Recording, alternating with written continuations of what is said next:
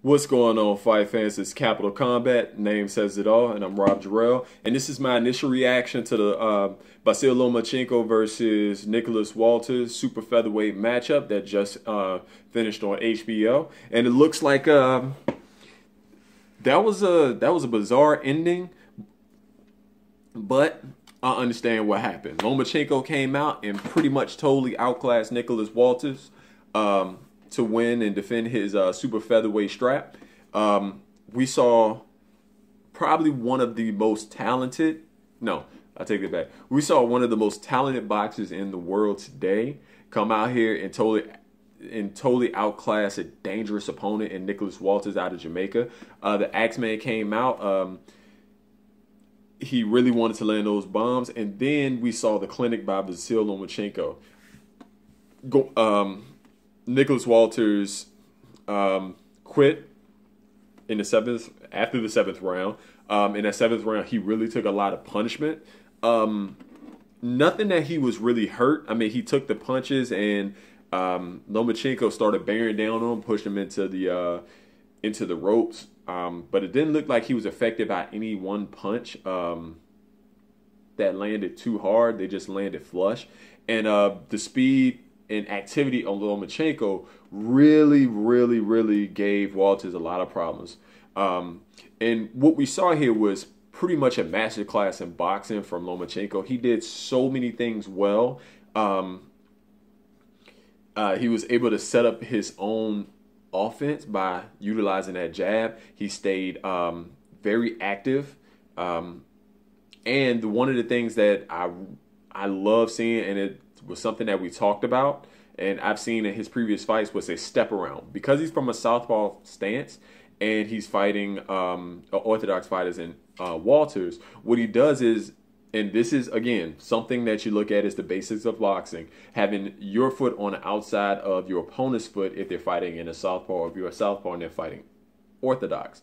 What he did is he literally took away or neutralized his straight right and his right uppercut of Walters by stepping around very fluidly and landing his own counter left or a lead left. And when Walters got on the inside and he wanted to work on the inside, because we know he likes to go to the body, he smothered Walters without smothering his own offense. You can see he held one arm down with his elbow and the other arm up, and that pretty much kept him protected from those punches from Walters on the inside. And he just looked like he was much better conditioned, in much better shape, which is not unfounded.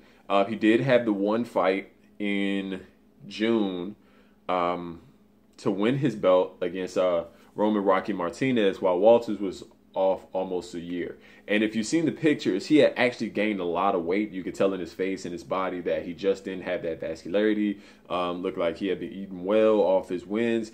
And that's not really good, especially going up against a guy like Lomachenko. They had a chance to fight early this year. He didn't take it. It was actually for more money, but that's neither here nor there.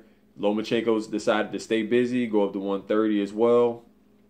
And Walters, in a case like this, he should have taken a fight just to keep you sharp. This is kind of one of those things where you want to stay sharp, because once you start seeing guys at a higher level, unless your name is Pacquiao or Mayweather or Ward or Kovalev, you know, those big names where at times you can afford to take time off, let your body rest, where a guy like Walters or Lomachenko, Triple G, Terrence Crawford, these guys will prefer to stay active, 2 to 3 fights a year, stay sharp, because nothing really keeps you sharp like actual competitive matches. And this is something that Walters didn't do. And you could tell in this fight, his punches look off, his timing look off. And for his timing to be off, a guy like Lomachenko is really going to take advantage of that. And you can see the difference in the activity, the skill level, the conditioning, all of the above. So my applause goes to Lomachenko. That guy is one of the most talented guys in the world. He's top 10 pound for pound. But a win like this is going to catapult him. Should be into the top 5.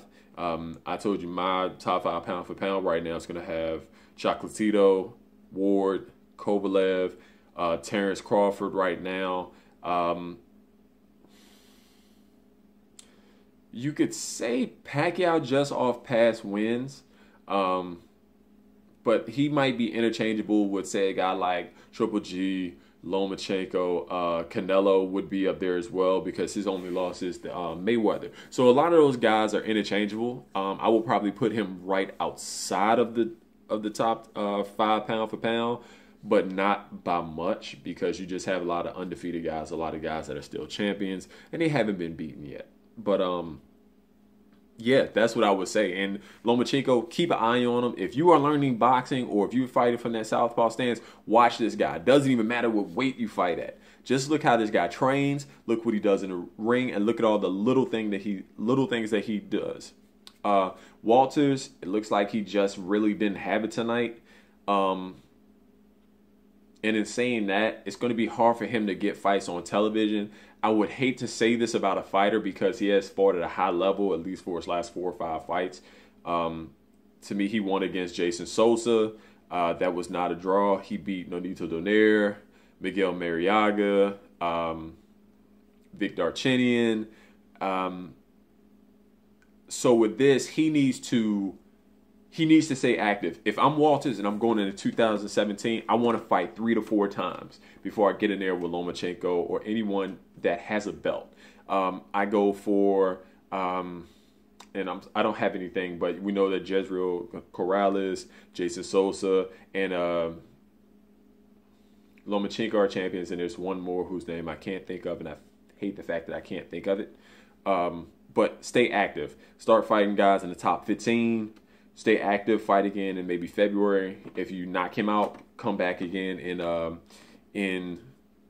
maybe May or June. After June, come back in maybe August or September, and then fight again in December. Stay active. Get those names. Make people remember who you are. As far as Lomachenko, everyone's talking about him fighting Manny Pacquiao. I'm not putting him in there with Manny Pacquiao. I mean, that's a 20. He fought at 130. That's 17 pounds. Not saying that he could do it, but we just don't know how the weight will affect him going up, and that's a huge jump, especially when there are money fights at 130 and at 135 and at 140.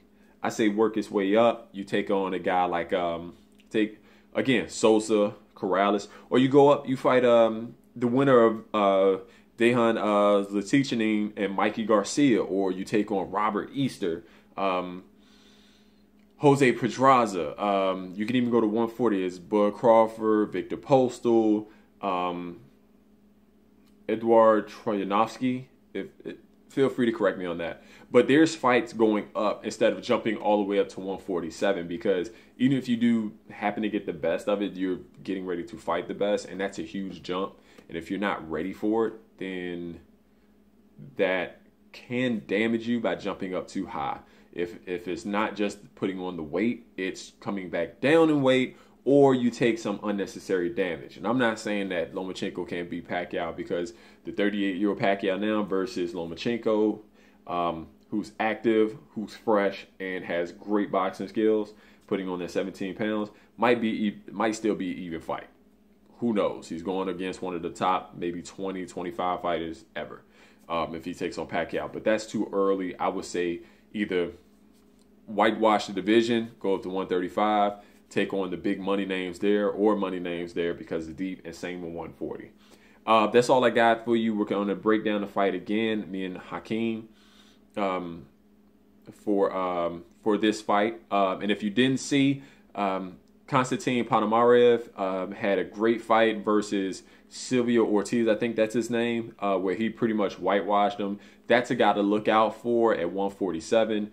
Tall, rangy, not huge power, but very sharp, very patient, and can sharpshoot from the outside and on the inside. I'm looking for him to get in there versus the Errol Spences, the Garcias, the Thurmans, the Porters, the Amir Khans. It's time for him to take a big step up. I think he was 31-0 right now, but he's 31-0 with 13 knockouts.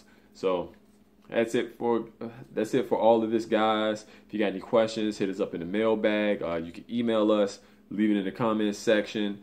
Instagram, Facebook, all under Capital Combat. Like, share, and subscribe with your friends. And until next time, fight on.